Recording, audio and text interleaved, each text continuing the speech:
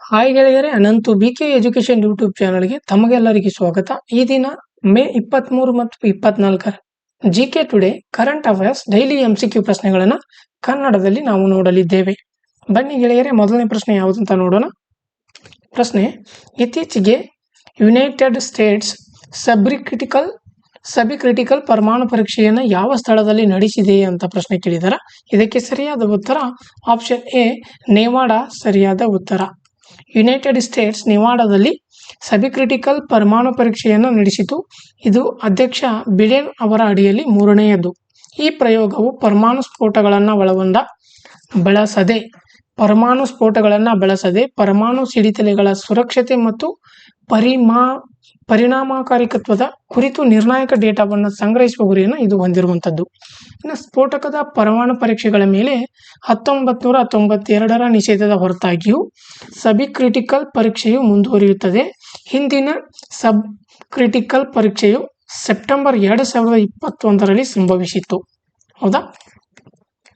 ಇನ್ನು ಮುಂದಿನ ಪ್ರಶ್ನೆ: ಇತ್ತೀಚೆಗೆ ಮಹಿಳೆಯರ ವಿಭಾಗದಲ್ಲಿ 2024ರ ಇಟಾಲಿಯನ್ ಓಪನ್ ಪ್ರಶಸ್ತಿಯನ್ನು ಯಾರು ಗೆದ್ದಿದ್ದಾರೆ ಅಂತ ಪ್ರಶ್ನೆ ಇದೆ. ಇದಕ್ಕೆ ಸರಿಯಾದ ಉತ್ತರ ಆಪ್ಷನ್ ಬಿ, ಈಗ ಸ್ವೀಟೆಕ್ ಎಂಬ ಸರಿಯಾದ ಉತ್ತರ. ಅಲೆಕ್ಸಾಂಡರ್ ಜ್ವೆರೇವ್ ಅವರ ಎರಡನೆಯ ಇಟಾಲಿಯನ್ ಓಪನ್ ಸಿಂಗಲ್ಸ್ ಪ್ರಶಸ್ತಿಯನ್ನು ಗೆದ್ದರು. ಆದರೆ ವಿಶ್ವದ ನಂಬರ್ 1 ಈಗ ಸ್ವಿಯಾಟೆಕ್ ತನ್ನ ಮೂರನೆಯ ಇಟಾಲಿಯನ್ ಓಪನ್ ಪ್ರಶಸ್ತಿಯನ್ನು ಇವರು ಪಡೆದುಕೊಂಡಿರುವಂಥದ್ದು. ಸ್ವಿಯಾಟೆಕ್ ರವರು ಅರೆನಾ ಸಬಲೆಂಕಾ ಅವರನ್ನು 6-2, 6-3 ನೇರ ಸೆಟ್ಗಳಿಂದ ಸೋಲಿಸಿ ವೃತ್ತಿ ಜೀವನದ 21ನೇ ಪ್ರಶಸ್ತಿಯನ್ನು ಇವರು ಗೆದ್ದುಕೊಂಡಿರುವಂಥದ್ದು. ಇದು ಕಳೆದ 4 ವರ್ಷಗಳಲ್ಲಿ ಸ್ವಿಯಾಟೆಕ್ನ ಮೂರನೆಯ ಇಟಾಲಿಯನ್ ಓಪನ್ ವಿಜಯವನ್ನು ಗುರುತಿಸುತ್ತದೆ. ಕಳೆದ ವರ್ಷ ಅವರು ಫೈನಲ್ಗೆ ಅರ್ಹತೆಯನ್ನು ಪಡೆದಿರಲಿಲ್ಲ. ಹೌದಾ? ಇನ್ನು ಮುಂದಿನ ಪ್ರಶ್ನೆ: ವಾರ್ಷಿಕವಾಗಿ ಯಾವ ದಿನವನ್ನು ರಾಷ್ಟ್ರೀಯ ಭಯೋತ್ಪಾದನಾ ವಿರೋಧಿ ದಿನವನ್ನಾಗಿ ಆಚರಿಸಲಾಗುತ್ತದೆ ಅಂತ ಪ್ರಶ್ನೆ ಇದೆ. ಇದಕ್ಕೆ ಸರಿಯಾದ ಉತ್ತರ ಆಪ್ಷನ್ ಬಿ, ಮೇ 21 ಸರಿಯಾದ ಉತ್ತರ. ಭಾರತದಲ್ಲಿ ಭಯೋತ್ಪಾದನಾ ವಿರೋಧಿ ದಿನವನ್ನು ಮಾಜಿ ಪ್ರಧಾನಿ ರಾಜೀವ್ ಗಾಂಧಿ ಅವರ ಹತ್ಯೆಯನ್ನು ಸ್ಮರಿಸುತ್ತದೆ. ಅವರು ಮೇ 21ರಂದು 1991ರಂದು ಶ್ರೀ ಪೆರಂಬೂರಿನಲ್ಲಿ LTTE ಆತ್ಮಹತ್ಯಾ ಬಾಂಬರ್ನಿಂದ ಕೊಲ್ಲಲ್ಪಟ್ಟರು.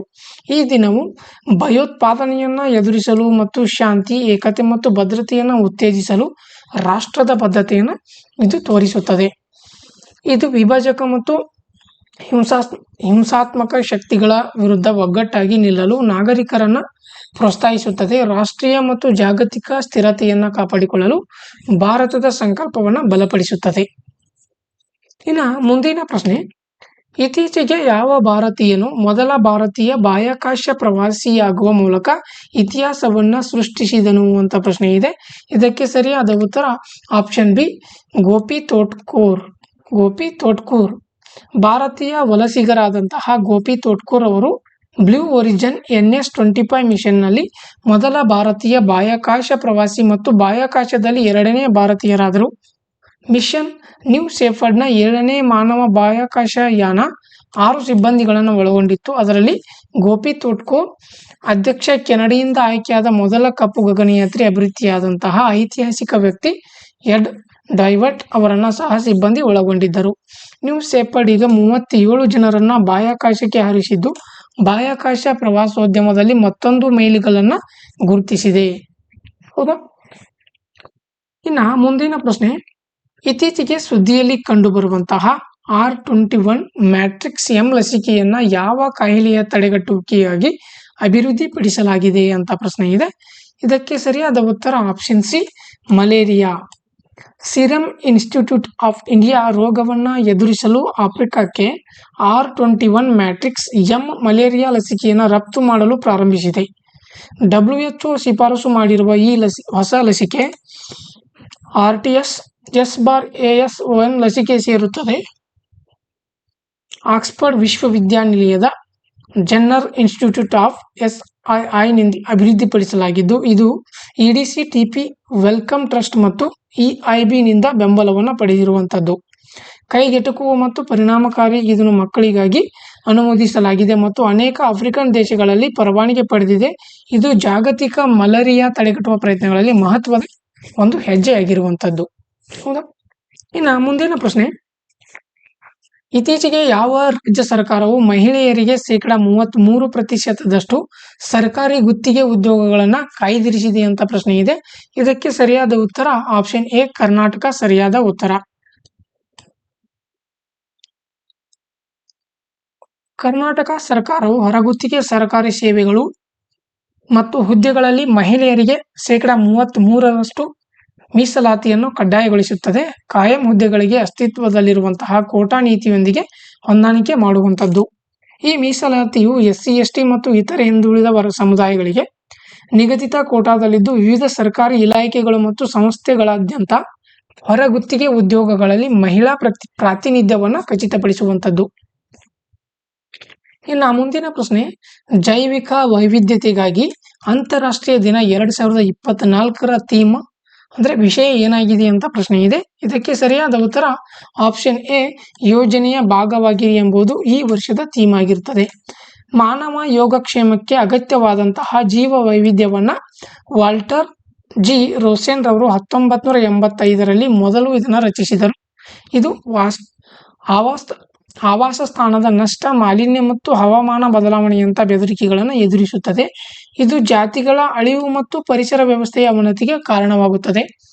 ಮೇ 22ರಂದು 2024 ಅಂತಾರಾಷ್ಟ್ರೀಯ ಜೀವ ವೈವಿಧ್ಯ ದಿನವು ಯೋಜನೆಯ ಭಾಗವಾಗಿರಿ ಎಂಬ ವಿಷಯದ ಮೇಲೆ ಇದು ಆಚರಣೆ ಮಾಡಲಾಯಿತು. ಜೈವಿಕ ವೈವಿಧ್ಯತೆಯ ನಷ್ಟವನ್ನು ಹಿಮ್ಮೆಟ್ಟಿಸಲು ಮತ್ತು ಕ್ವಿನ್ನಿಂಗ್ ಮ್ಯಾಟ್ರಿಯಲ್ ಗ್ಲೋಬಲ್ ಬಯೋಡೈವರ್ಸಿಟಿ ಫ್ರೇಮ್ವರ್ಕ್ ಅನ್ನು ಬೆಂಬಲಿಸಲು ಸಾಮೂಹಿಕ ಕ್ರಮವನ್ನು ಒತ್ತಾಯಿಸುತ್ತದೆ. ಇನ್ನು ಮುಂದಿನ ಪ್ರಶ್ನೆ, ಇತ್ತೀಚೆಗೆ ಜನರಲ್ ಟು ಲ್ಯಾಮ್ ಯಾವ ದೇಶದ ಹೊಸ ಅಧ್ಯಕ್ಷರಾಗಿ ಆಯ್ಕೆಯಾದರು ಅಂತ ಪ್ರಶ್ನೆ ಇದೆ. ಇದಕ್ಕೆ ಸರಿಯಾದ ಉತ್ತರ ಆಪ್ಷನ್ ಸಿ ವಿಯೆಟ್ನಾಂ ಸರಿಯಾದ ಉತ್ತರ. ವಿಯೆಟ್ನಾಂ ಎಂಬುದು ಸರಿಯಾದ ಉತ್ತರ.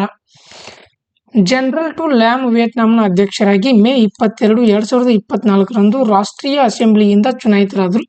ಭ್ರಷ್ಟಾಚಾರದ ನಿಗ್ರಹದ ಮಧ್ಯೆ ರಾಜೀನಾಮೆ ನೀಡಿದಂತಹ ಯು ವ್ಯಾಮನ್ ತುಂಗ್ ರವರ ಉತ್ತರಾಧಿಕಾರಿಯಾಗಿ ಇವರು ಆಯ್ಕೆಯಾಗಿರುವಂಥದ್ದು. ಲ್ಯಾಮ್ ರವರಿಗೆ ಈ ಹಿಂದೆ 2016ರಿಂದ ಸಾರ್ವಜನಿಕ ಭದ್ರತಾ ಮಂತ್ರಿ, ಜ್ವಲಿಸುವ ಕುಲುಮೆ ಎಂದು ಕರೆಯಲ್ಪಡುವ ಭ್ರಷ್ಟಾಚಾರ ವಿರೋಧಿ ಅಭಿಯಾನವನ್ನು ಇವರು ಮುನ್ನಡೆಸಿದರು. ಕಮ್ಯುನಿಸ್ಟ್ ಪಕ್ಷದ ಸದಸ್ಯರು 2026ರವರೆಗೆ ಸೇವೆ ಸಲ್ಲಿಸಲಿದ್ದಾರೆ. 500 ಸದಸ್ಯರನ್ನು ಹೊಂದಿರುವಂತಹ ರಾಷ್ಟ್ರೀಯ ಅಸೆಂಬ್ಲಿ ಪ್ರತಿ 5 ವರ್ಷಗಳಿಗೊಮ್ಮೆ ಅಧ್ಯಕ್ಷ ಮತ್ತು ಉಪಾಧ್ಯಕ್ಷರನ್ನು ಆಯ್ಕೆ ಮಾಡುತ್ತದೆ. ಹೌದಾ? ಇನ್ನು ಮುಂದಿನ ಪ್ರಶ್ನೆ, ಇತ್ತೀಚೆಗೆ ಸುದ್ದಿಯಲ್ಲಿ ಕಂಡುಬರುವಂತಹ PM ವಾನಿ ಯೋಜನೆಯ ಪ್ರಾಥಮಿಕ ಉದ್ದೇಶ ಏನು ಅಂತ ಪ್ರಶ್ನೆ ಇದೆ. ಇದಕ್ಕೆ ಸರಿಯಾದ ಉತ್ತರ ಆಪ್ಷನ್ ಬಿ ಗ್ರಾಮೀಣ ಮತ್ತು ದೂರದ ಪ್ರದೇಶಗಳಿಗೆ ಕೈಗೆಟುಕುವ ಮತ್ತು ಹೆಚ್ಚಿನ ವೇಗದ ಇಂಟರ್ನೆಟ್ ಸಂಪರ್ಕವನ್ನು ಒದಗಿಸುವುದು ಸರಿಯಾದ ಉತ್ತರ. ಪ್ರಧಾನಮಂತ್ರಿ ವೈಫೈ ಆಕ್ಸೆಸ್ ನೆಟ್ವರ್ಕ್ ಇಂಟರ್ಫೇಸ್ ಯೋಜನೆಯ ಅಡಿಯಲ್ಲಿ ಸಾರ್ವಜನಿಕ ವೈಫೈ ಹಾಟ್ಸ್ಪಾಟ್ಗಳು ಭಾರತದಲ್ಲಿ 2 ಲಕ್ಷ ಸಮೀಪದಲ್ಲಿವೆ. ದೂರಸಂಪರ್ಕ ಇಲಾಖೆಯಿಂದ ಡಿಸೆಂಬರ್ 2020ರಲ್ಲಿ ಪ್ರಾರಂಭಿಸಲಾಗಿದ್ದು PM ವಾನಿ ಗ್ರಾಮೀಣ ಮತ್ತು ದೂರ ಪ್ರದೇಶಗಳಲ್ಲಿ ಕೈಗೆಟುಕುವ ಹೆಚ್ಚಿನ ವೇಗದ ಇಂಟರ್ನೆಟ್ ಅನ್ನು ಒದಗಿಸುವ ಗುರಿಯನ್ನು ಇದು ಹೊಂದಿರುವಂಥದ್ದು. ಈ ಯೋಜನೆಯು ಸಾರ್ವಜನಿಕ ದತ್ತಾಂಶ ಕಚೇರಿಗಳು PDOs ಸ್ಥಾಪಿಸಿದಂತಹ ವೈಫೈ ಪ್ರವೇಶ ಬಿಂದುಗಳನ್ನು ಬಳಸಿಕೊಂಡು ಸಾರ್ವಜನಿಕ ವೈಫೈ ನೆಟ್ವರ್ಕ್ ಅನ್ನು ಸ್ಥಾಪಿಸುತ್ತದೆ. ಇದು ಮುಕ್ತ ಆರ್ಕಿಟೆಕ್ಚರ್ ಸಿಸ್ಟಮ್ನಲ್ಲಿ ಕಾರ್ಯವನ್ನು ನಿರ್ವಹಿಸುತ್ತದೆ. ಇಂಟರ್ನೆಟ್ ಸೇವೆಗಳನ್ನು ನೀಡಲು ಬಹುಸೇವಾ ಪೂರೈಕೆದಾರರನ್ನು ಸಕ್ರಿಯಗೊಳಿಸುತ್ತದೆ.